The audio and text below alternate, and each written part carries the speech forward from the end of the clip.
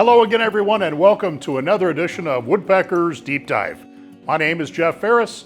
Welcome to the Woodpeckers Model Shop. Today, we are going to take a closer look at our newest product, and it's one I'm very excited about. This is the StabilMaxRT Router Table System. Now, if you don't have a router table yet, this is very likely the one that you've been waiting for. And if you do already have a router table, the features of the StabilMaxRT may convince you that having two in your shop is a great idea. Okay, let's get started.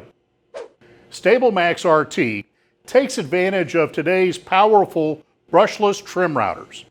You can switch back and forth between table-mounted and handheld use just as fast as you can blink. Check this out. The StabilMaxRT base gives you a solid footing and better leverage for handheld work along the edge of a large workpiece.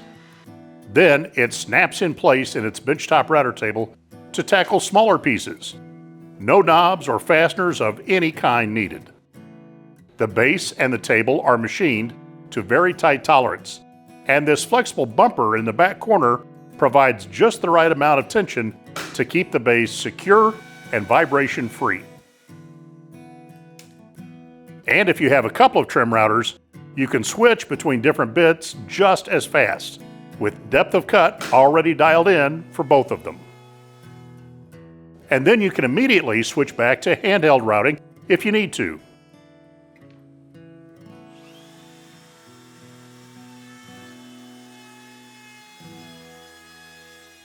Now, if switching back and forth between table-mounted and handheld doesn't grab your attention, let me show you the rest of the features of this powerhouse little benchtop router table. The table is made from 1-inch thick 17-ply Baltic birch plywood with black microdot laminate on both the top and bottom. It's the same material we use on our DP Pro drill press tables and our track clamp bench tops. The texture of the microdot laminate makes the surface very low friction. The legs have some extra hardware in the joint between the leg and the bracket that creates friction and separates the two metal parts.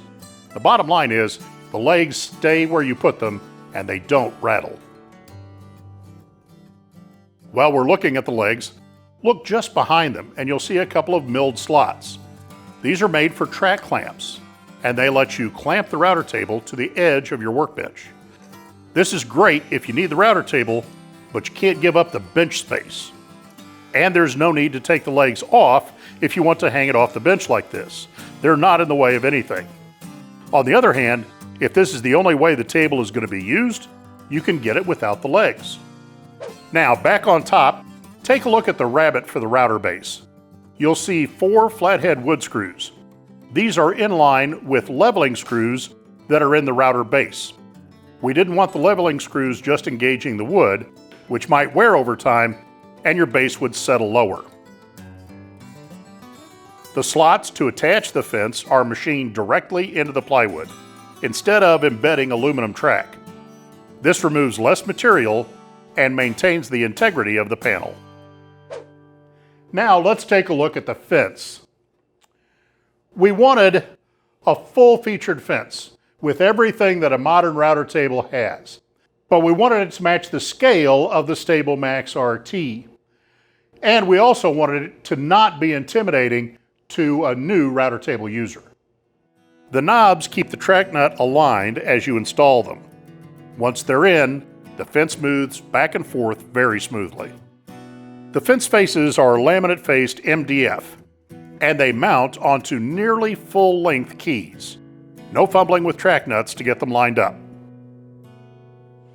If you're working with material that chips easily, you can feed the fence into the bit to provide zero clearance support.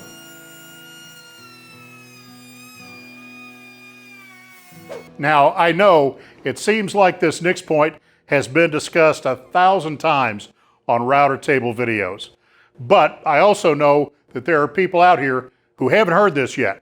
So for you experienced guys, bear with me for just a second.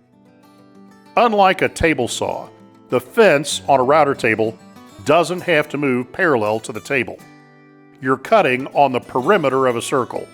so the fence could be completely skewed to the table and it would make exactly the same cut. Now I'm going over this again for two reasons.